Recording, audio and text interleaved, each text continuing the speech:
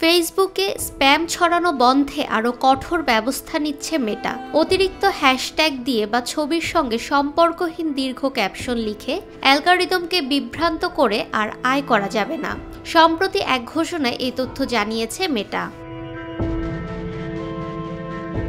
মেটা জানিয়েছে এ ধরনের অপ্রাসঙ্গিক পোস্টগুলোতে আর মনিটাইজেশন সুবিধা থাকছে না। এগুলো শুধুমাত্র ফলোয়ারদের টাইমলাইনে দেখানো হবে। মেটা বলছে, স্প্যামি কন্টেন্ট মানুষের মত প্রকাশের স্বাধীনতাকে বাধাগ্রস্ত করে, তাই এর বিরুদ্ধে ব্যবস্থা নেওয়া জরুরি।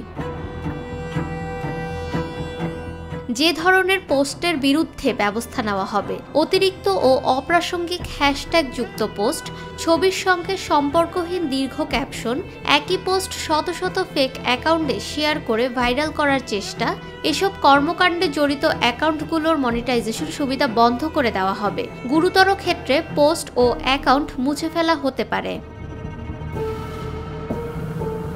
মেটা পরীক্ষামূলকভাবে এমন একটি ফিচার চালু করেছে যেখানে ব্যবহারকারীরা সরাসরি রিপোর্ট করতে পারবেন কোন মন্তব্য অপ্রয়োজনীয় বা স্প্যাম বলে মনে হয়েছে।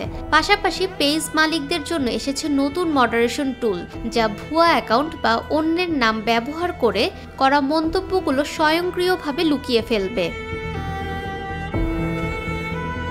মেটা জানিয়েছে, ভিউ ও আয়ের সংখ্যা কৃত্রিমভাবে বাড়াতে এই ধরনের অনৈতিক কৌশল রুখতেই তাদের এই নতুন পদক্ষেপ। তাদের আশা, এতে ফেসবুকে আসল ও মানসম্পন্ন কন্টেন্ট আরও বেশি জায়গা পাবে। ফাহমিদা বিনতে আনোয়ার, নিরপেক্ষ নিউজ ডেস্ক।